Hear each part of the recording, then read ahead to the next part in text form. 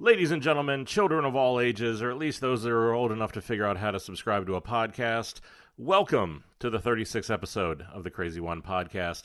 As always, I'm your host, Stephen Gates, and this is the show where we talk about creativity, leadership, design, and a whole host of other things that matter to creative people. So today, we're going to do another listener questions show. And I do this show to try to help the creative community. I try to give back. I want to share some of the knowledge that I've gained over the years, and I just don't feel like there's a whole lot of people talking about the things that I feel like need to get talked about.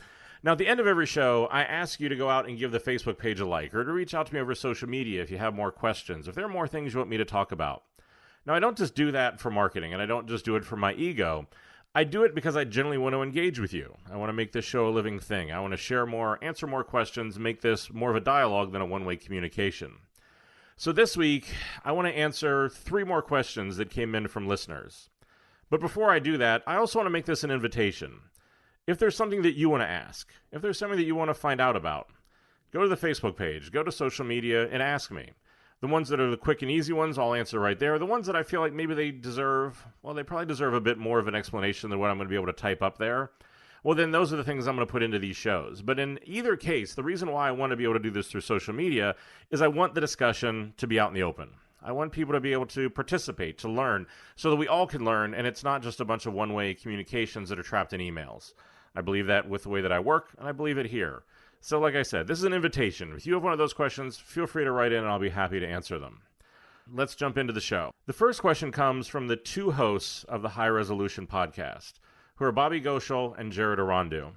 Now, the one thing I'll say is that if you're going to listen to one other podcast besides this one, make it theirs.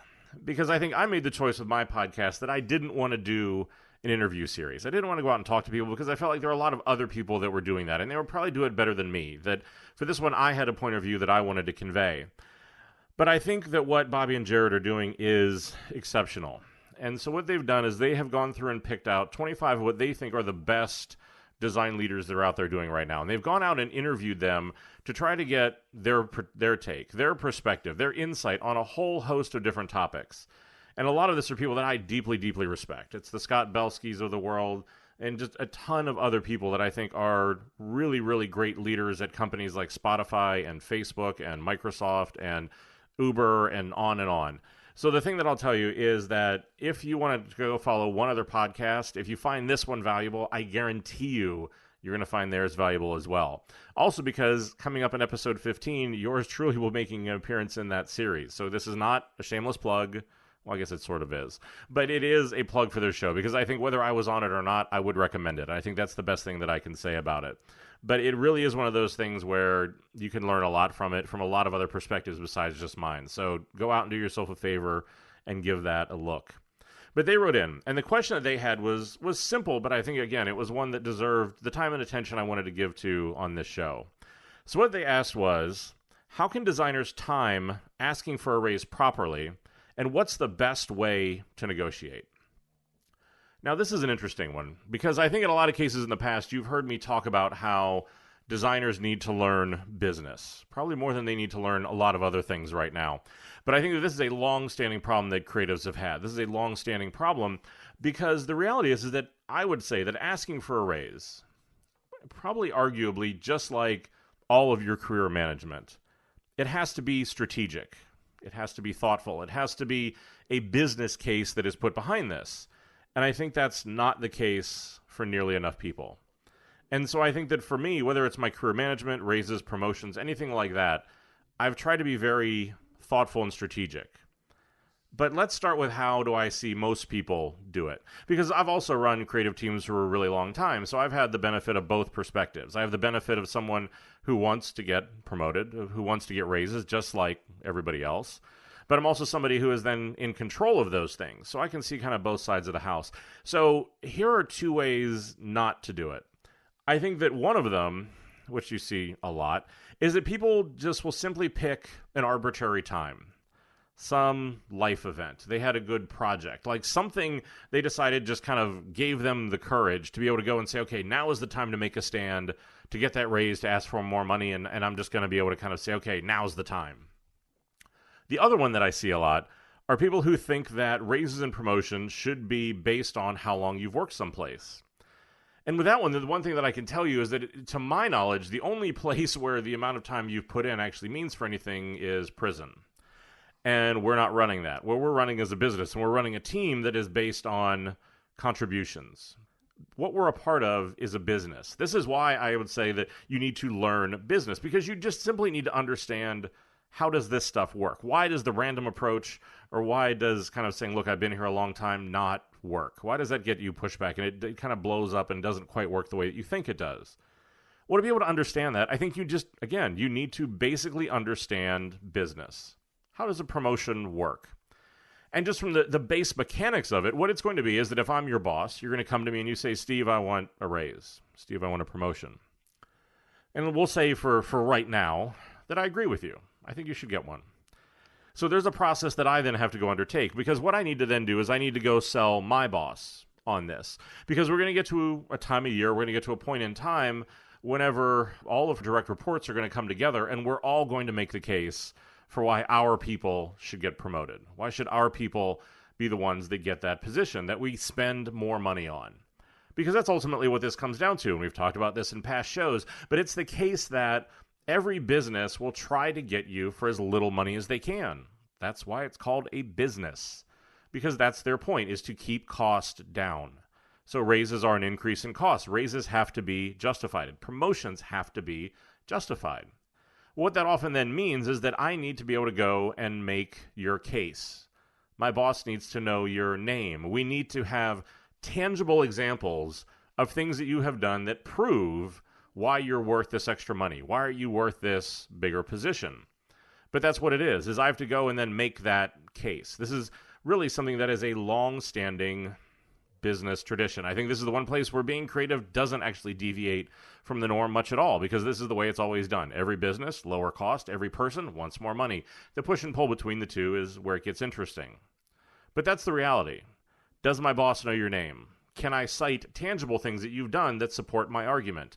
It can't just simply be, oh, this person wants a raise and I agree with it. It's not that simple. It's not that easy. There's work that I, as a boss, have to do to go and get that sold. And I think that the reason why I bring this up, the reason why I think it's important for people to understand this, is that you have to understand, when do you work with the system and when do you fight against it. We spent a lot of time on this show talking about internal teams, talking about leadership, talking about creativity, which often tends to focus on how do you fight against the way most things are done. How do you fight against the fear, the apathy, the feeling that nothing's going to be able to change, the futility of things? Like, that's the stuff that we'll talk about all too often. But the business reality is one of those things that probably isn't that hill to die on. Because it's just, there is a business reality to the fact that businesses want to keep costs down. You're not going to be able to change that. It's not a fight that's worth the political capital, the time, the sanity, and the resources that it would take to fight against that. So that's what we're not going to challenge here. We're not going to challenge that business reality. But what I do want to talk about is, how do you make that business reality work in your favor? How do you tell your story? How do you do so many of these other things? And so we talked in episode 6. And if this is a topic that interests you, I would highly encourage you to go back and listen to that episode. Because what episode 6 did was it talked about personal branding and how you need to be clear about what is it that you want. And you need to be clear about who you are. Because in moments like this, you have to be able to express that. You have to say, this is what it is I want and here's why. These are my skills and why. These are the things that I've done. Because if you can't do that, then you're in trouble. And this is where I think a lot of people get tripped up, because a personal brand isn't just for when you're hunting for a new job. A personal brand also helps you every single day in the job that you're doing get to where it is you want to go. And so the way that I've always approached this, first off, is by having a clear idea of where it is I want my career to go. Where is this pointing? What is the next step that I want to take? And whenever I have that clear in my head, what I then want to do is I want to set clear goals, and I want to set very clear expectations with my boss. And too many people don't do this. They're afraid of it.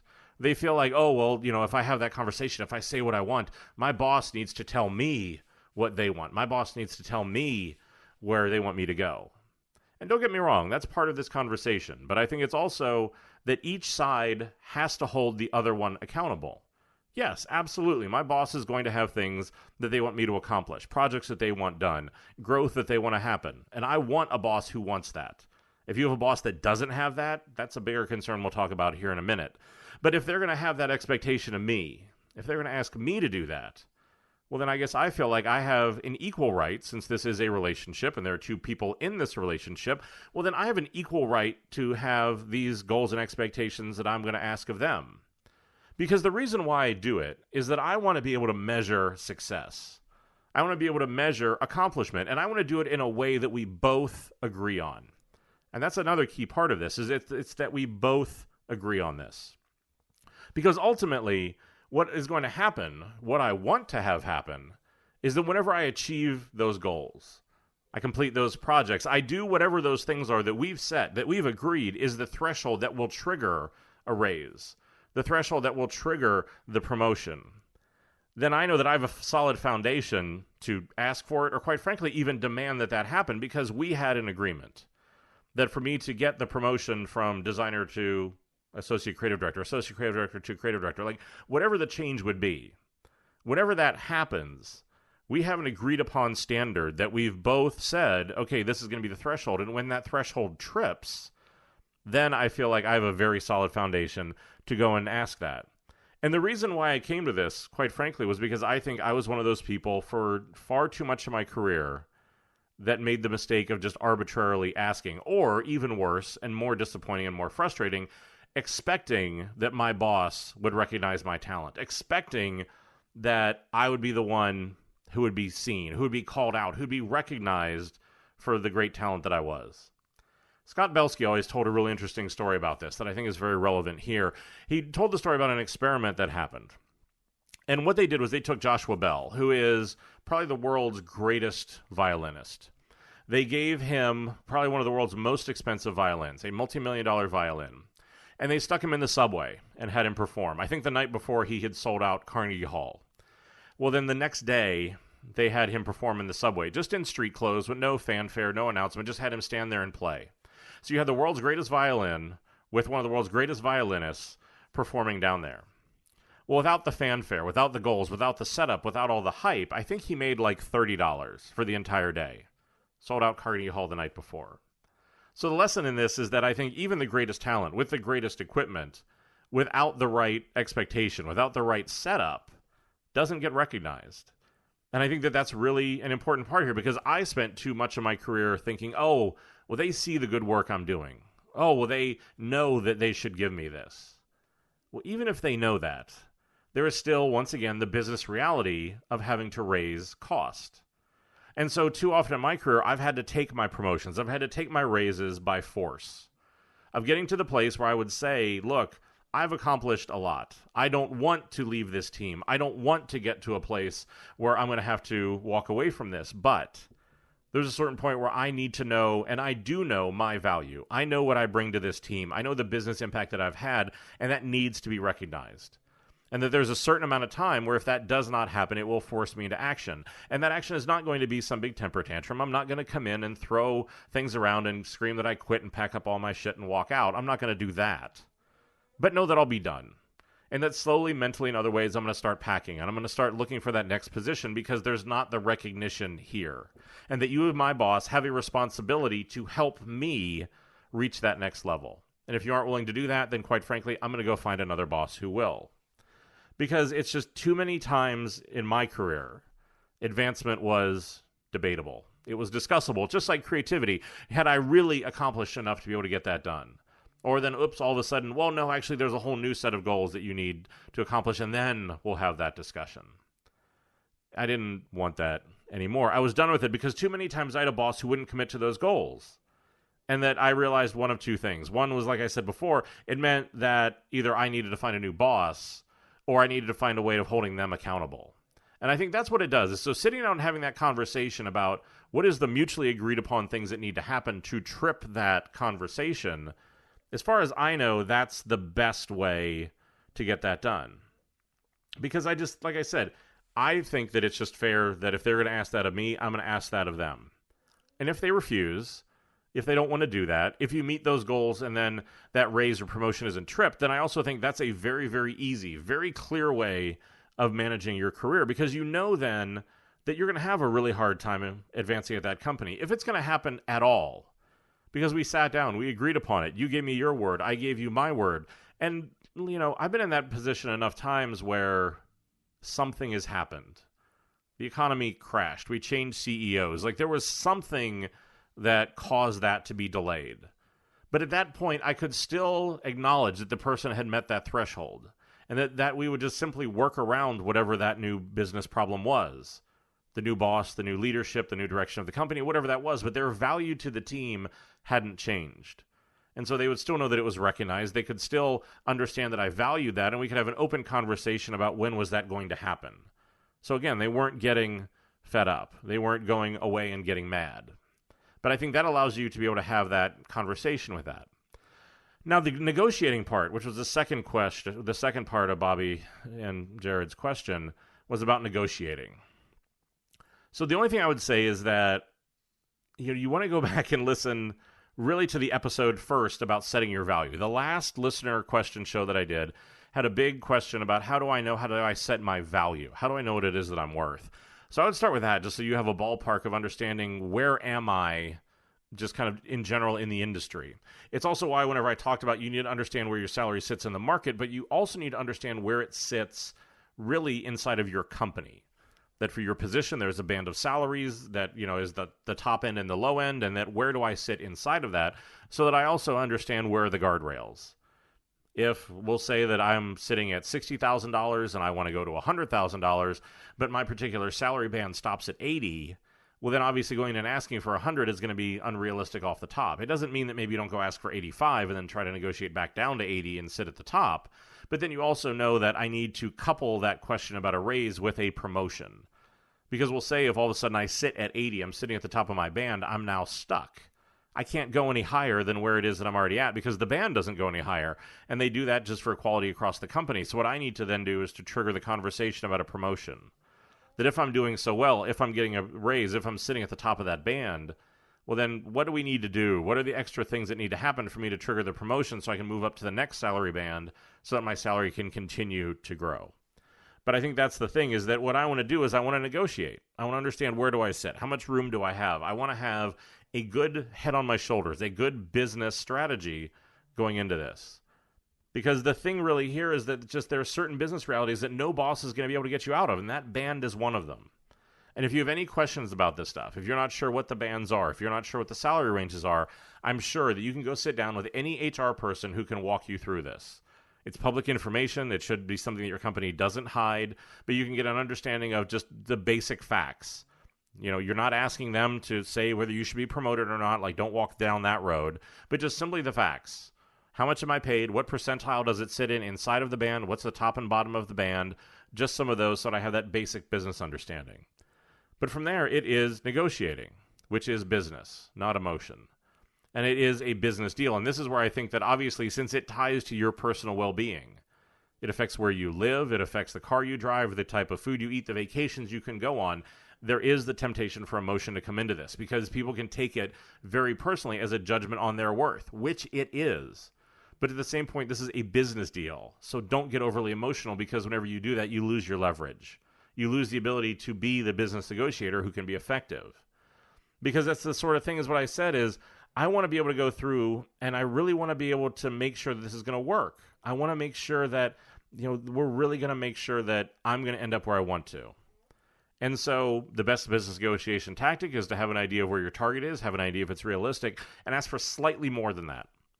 Because the reality is that, it's a negotiation, which is art and science together. But ultimately, what's probably going to happen is, one, if I ask for a little bit more and I get it, great, I got more than I thought I would.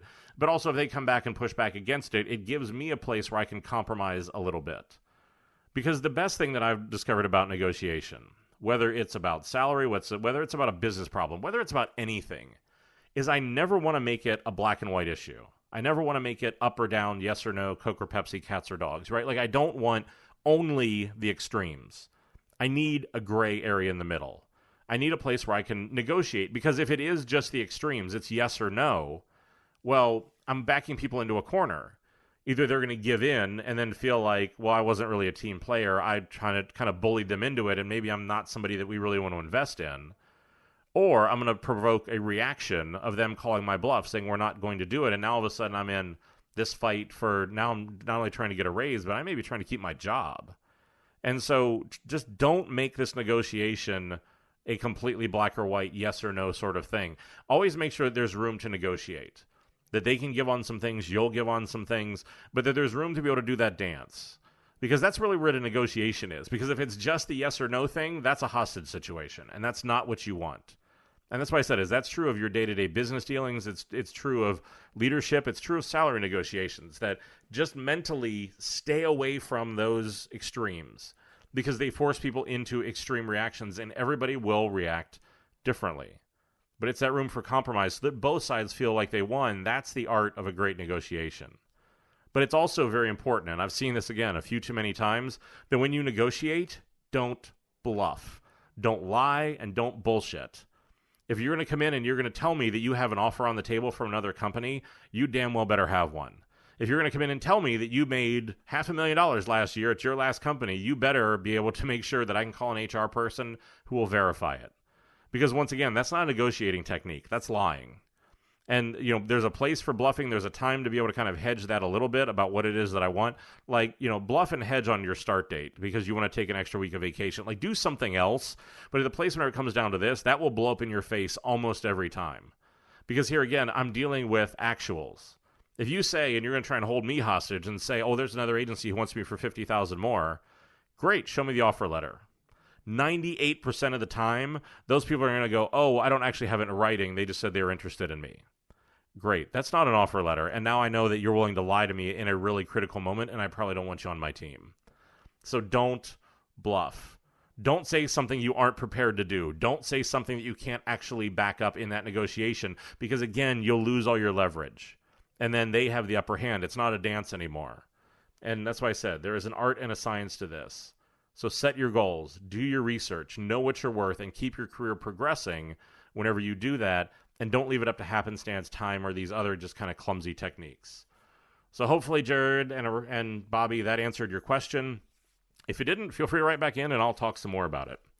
But let's move on to the next question.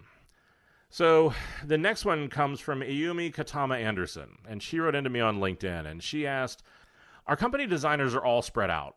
If you have any success stories of collaborative efforts from remote locations that you can share, I'd be very interested. And so I do. I think, I currently right now run multiple design studios in multiple locations around the U.S., and that's a challenging thing. And that I think there are really three things that I focus on whenever you try to get remote teams to work together, especially in a creative process, because creativity absolutely benefits from being in person. It benefits from the wonderful, magical happenstance moments of running a brainstorm, having a phone call, doing whatever it is, walking back to your desk, scribbling something down, seeing something, thinking about over lunch, and coming back and continuing that conversation. Well, geography then prevents that. And so too often things tend to fall into this very formalized, structured sort of way of creating and collaborating, which is a problem. But I would tell you to focus on three things, which would be process, culture, and tools. And we'll talk about each one of those a little bit more so I can explain what I mean by each one of those. The first one is process, right? Because I think that no matter how good the team is, it really is the case where if you aren't in the same location, it's not going to come naturally. It's hard. I'm much more prone to talk to people who are in the same room as me, who are in the same location as me, as people who are elsewhere. It is a natural thing, especially when you're first starting out and when you're starting to overcome this. And this is one of those places, and I rarely will preach this or promote it, but it's one of these few moments where I think process can help. Because you need to do is, you really need to go through and figure out, okay, what are the stages and gates that we're going to require? What are the places where we're going to mandate that people talk to each other? And how do I make that simple? How do I make it a place where I can start to develop the muscle memory so that all of a sudden people being remote and in separate locations all of a sudden isn't that big of a deal? You see some companies who do this insanely well. Like, I'm constantly blown away and incredibly impressed with the way that Envision runs. It's a prototyping company. They have great prototype tools. If you don't know them, go check them out. But it's one of these things where their entire company is remote, which is a fascinating prospect to be able to say, okay, look, we're going to go with the best people. I don't care where you live. But then they can craft a culture, craft a way of doing things where all of these people run and work seamlessly. And I think their process is part of it. And you can do things like a daily video call that's for your stand-ups or other things where you can start to force that communication. But really what I would say is that to think about the process part of this just as training wheels. How do we build the muscle memory? How do we get people to start to communicate, to get used to that, to make that part of their process, but do it through process so that there is a formal expectation that they do it? Because too often people just simply say, oh, you should be talking to these other people. Yeah, no, I will. Well, then they don't. And it kind of, the team is working on very separate lines. They aren't talking, they aren't working together. And especially, like I said, around creativity, this becomes a huge problem. But that's the thing, is I want it to become part of the culture of the team, where people can work remote. There can be people in separate locations, and it still is seamless. So, like I said, think about process as a starting point, but a bigger part of it for me is culture. And to make that a part of your culture, that it is fine. We embrace this problem. Instead of running from it, instead of kind of like shoving it off in the corner, not shining a light on it, ignoring it, overlooking it, we're going to embrace this and say we are a team who is in separate locations, but we're going to come together as one. And we're going to be able to really be able to make this the norm for people to follow so that it's expected of the team and it isn't out of the ordinary. Because once again, expectation can be an incredibly powerful thing. That if I make that a part of my culture, if I say these are the things that we believe in, that yes, we're going to embrace each other, we're going to talk, I'm going to set up constructs. And like I said, part of this is process, part of this is culture. But to make sure that if I have designers in multiple locations, that they're also just simply talking about the craft of design. How do they come together to bond over more than just a project? Because I think that's what the culture part of this really looks at. It's what it focuses on, is how do I go beyond process? Because process is for the projects. Culture is for the team. So how do I bring the team together? How do I make people more than a job description and a title that I see on an email? How do I make them people? How do I get them to buy into each other, believe in each other, do so many of those other things? So the more ways and the more places I can bring them together to build trust, to do a lot of those things, well, that then becomes hugely important. I think there are a lot of techniques that I've talked about for how to do this that are very obvious and very subtle in some of the early leadership episodes. So I'd also encourage you to go back and check those out. But I also think tools is a big part of this, because you have to give them the tools to make this possible.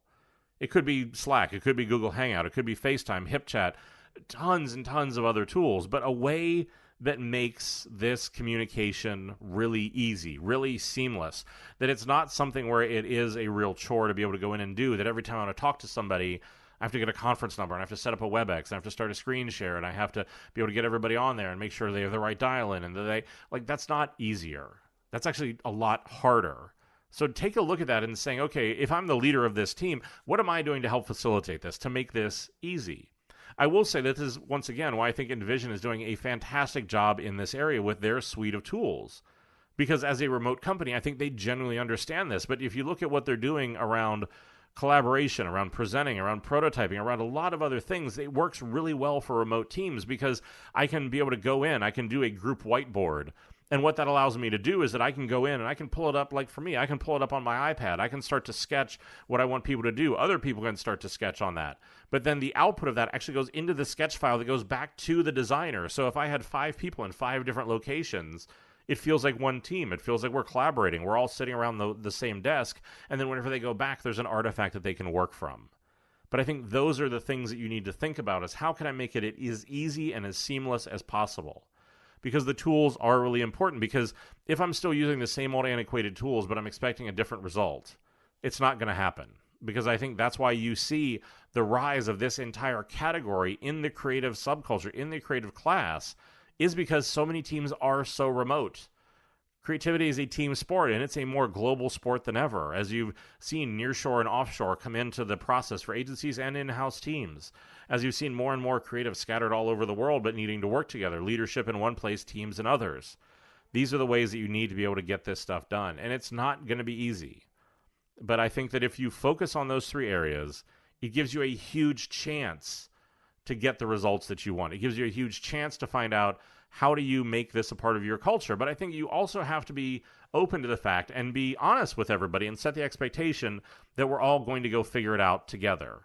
But here again, the expectation is that everyone will figure it out together. We're going to go on this trip all together and be able to go through and figure out what's the best way to do this. And then we're going to get some stuff right. We'll keep that. We're going to get some stuff wrong. We'll lose that. Because the process also should be, and all of this, should constantly be a living thing that you're going back, looking at, reevaluating, saying what's working, what's not, how can we improve it? It's great that we did our process. We fixed 80% of it, 20% of it is still broken. How do we get after that? But to also build just into the team, again, the process, the culture, the tools that constantly reevaluates your process to look at what are the things that are going to work the best. Because here again, your team changes. You change. People grow. They change. Your company is going to change. Your consumers are going to change. Like, everything is constantly about change. So again, don't do it so often that you're just constantly in a state of flux, because then that feels like chaos. But at the same point, don't go write this stuff on 2 stone tablets that come down from a mountain that can never be questioned. You have to be able to think about both. So finally, let's move on to the third question. And this one came from Matt Brown. And Matt wrote in from Facebook this time. And he asked, Stephen, as a hiring manager, why is it that brands we work on, whether they're big or small, define us as a designer/director versus the work itself? More specifically, why are those with less exposure to huge corporate structures considered to be less qualified?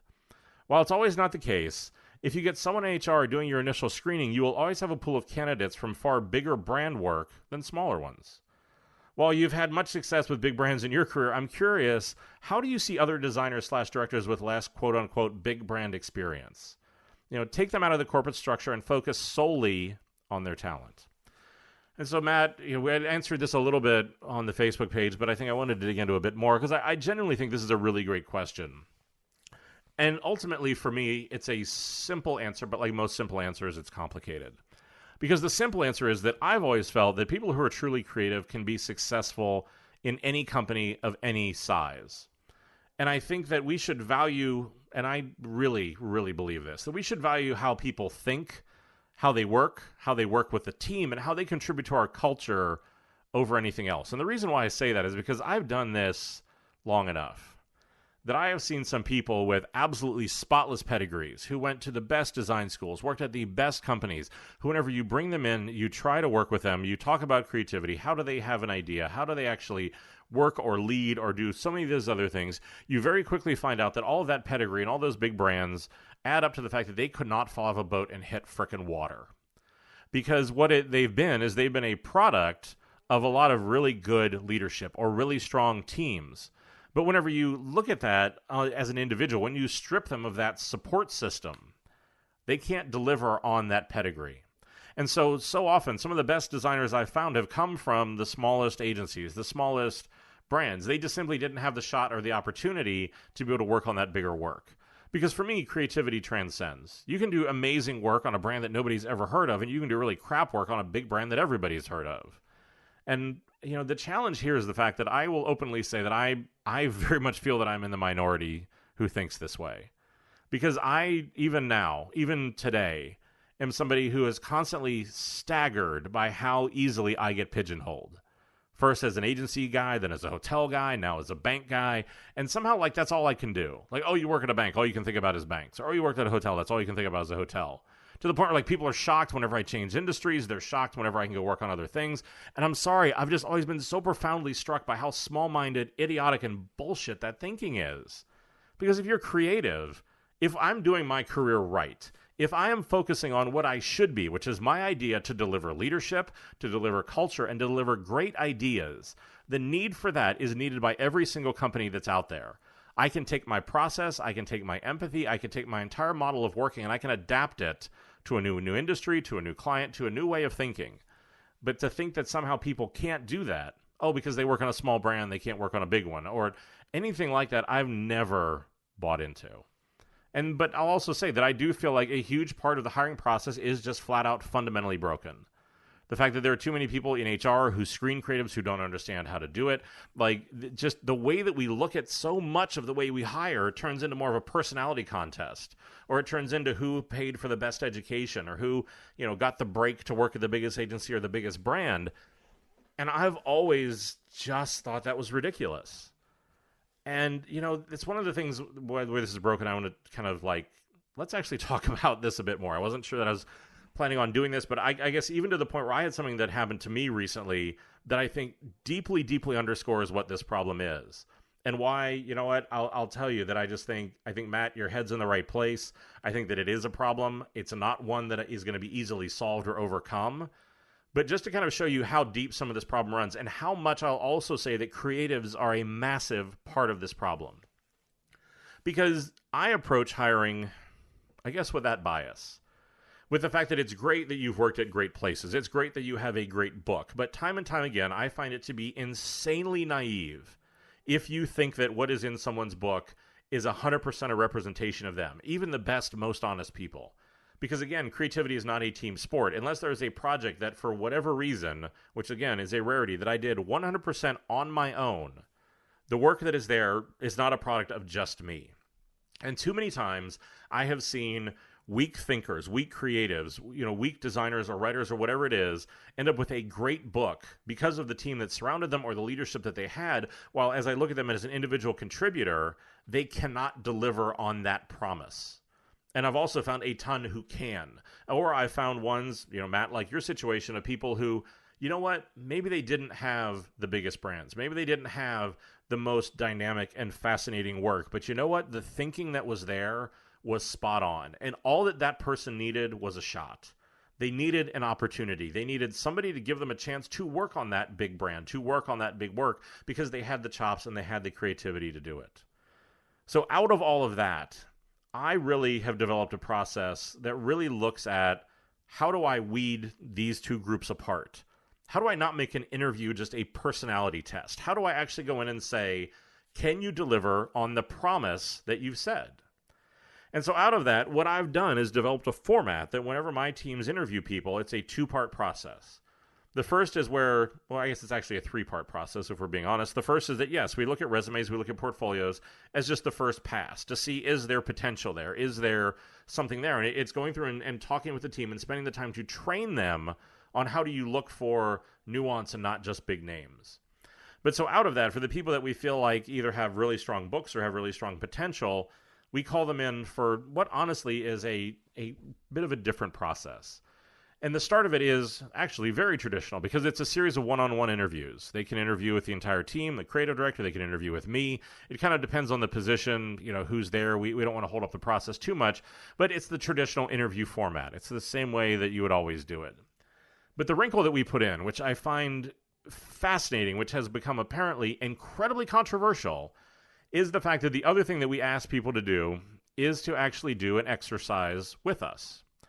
Or on their own. Again, it just depends on, what the position is and things like that. But what we want to do is we want to see how they think. We want to see how they work. We want to see where the rubber actually meets the road.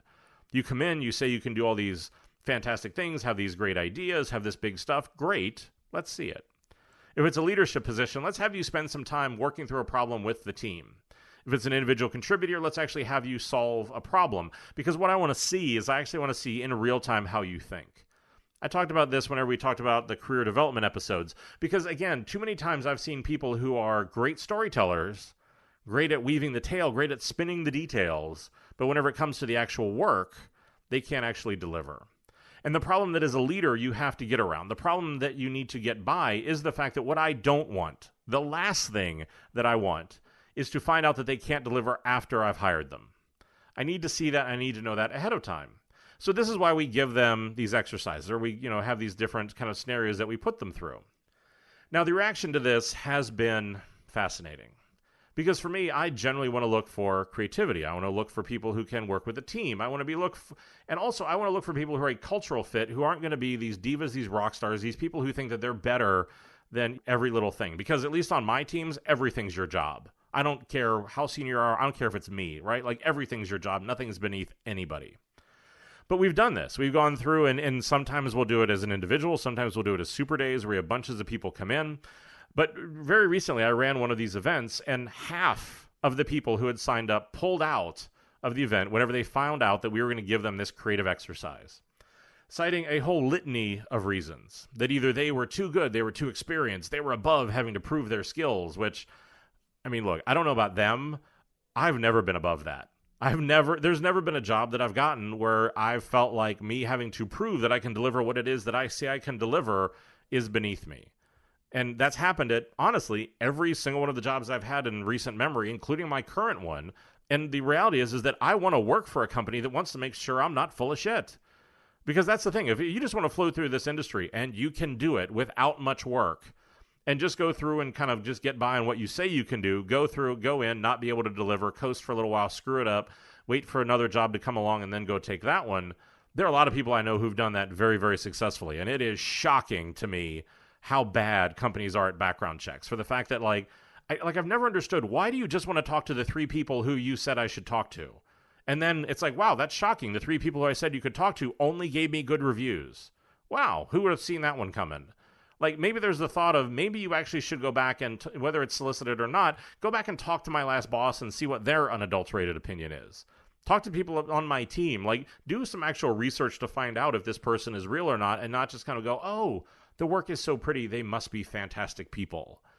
But that's the whole point of this exercise. But the number of people who have pulled out or have refused to do it, citing things, like I said, that it's beneath them, citing things like, oh, well, we just want to steal their ideas. Which, again, I tend to think that I am a fairly skilled practitioner in this industry. I don't know that I'm going to give you $1 billion idea in 45 minutes or an hour. But let's just say that I could. There's also the assumption that, like, in the last one that we did, the exercise that we gave people to solve was to redesign the City mobile app using only Bitmojis. I think that we're fairly safe in saying that for the foreseeable, if not the forever future, City is not going to launch an app that only uses Bitmojis as the interface. There's a whole host of this stuff that happens where people, they don't want to prove it. But then there's a smaller group of people who love it, who celebrate it, who embrace it, who say, where has this been all my life? And it's just fascinating. It's fascinating to see all of this come to life, right? Because it's amazing how precious and how fragile and how overblown our egos can become. And I think that's really the point of all of this, is that, yes, companies don't understand what it is that they're looking for, but creatives also don't make that process any easier. Whenever we simply refuse to be tested, we refuse to be able to kind of be a part of this process, because the reality is, for me, is it ain't bragging if you can do it. I want people who are unafraid. I want people who will show up, who will put their skills on the test, who will put themselves out there to be a part of this. And that those who don't probably would not and will not be somebody that I would ever hire or want as a part of my culture. I don't need the divas. I don't need the rock stars. They're the ones that I feel like, quite frankly, are fucking up this industry far, far too often, because they go out and give the rest of the creatives a bad name because it's all about them and their ego and what they've done. That's not how this works. This is a team concept. And for everybody who's disagreed with me, and trust me, there were tons, most all of them, not shockingly, were freelancers who told me how absolutely out of my mind I was for doing this sort of stuff and how they would never submit to it. You know what? Fine. Because for me, the way that we work, the way my culture is, the way that our stuff is done, the way that I value talent is because I'm looking for the Matts of the world, for that undiscovered talent, for that next generation, for the ones that don't have the egos and the baggage that want to chase this stuff. But this is the thing where we all just need to stop and take a hard look at where this industry is at. Because the reality is that, and I think that Daniel Burka wrote a phenomenal article this week, that if you haven't read it, you need to go check it out. It's on, I'll post it in the show notes, but it's also been on my blog and a couple other things, that's called Everyone is a Designer, Get Over It. And it really looks at the fact that creativity has permeated so much of this industry, that everyone does have a voice and a role in design. That if we're going to keep holding on to this precious notion that we are different or better or special than everybody else and that nobody else can do what we do, we're going to be, and hopefully, honestly, hopefully maybe those people who feel that way will become extinct. Because for us to affect the change that we need to do, for creatives to take the place in business that we need to, we have to become less precious. We have to become open with our creativity. We have to allow people into it, to question it, to work with it, to try to break it, to reinvent it, to do all of these things that make it stronger and better and more powerful. Because the people who just want it to be precious, who are above the test, who are above engaging in business, who want to tell product and everybody else how they don't understand what they do, hopefully, and my hope is that there isn't a big future for those people. And that's why I think we need to look at the way that we interview. We need to look at the way that we bring people into companies. We need to work with HR teams, and we need to work with our own teams to help develop that knowledge. To not be blinded by the design schools and the places that people have worked, but to actually look at their process, to what they can contribute, no matter where they come from, no matter what their background is. Because I think those are the people that do it really well.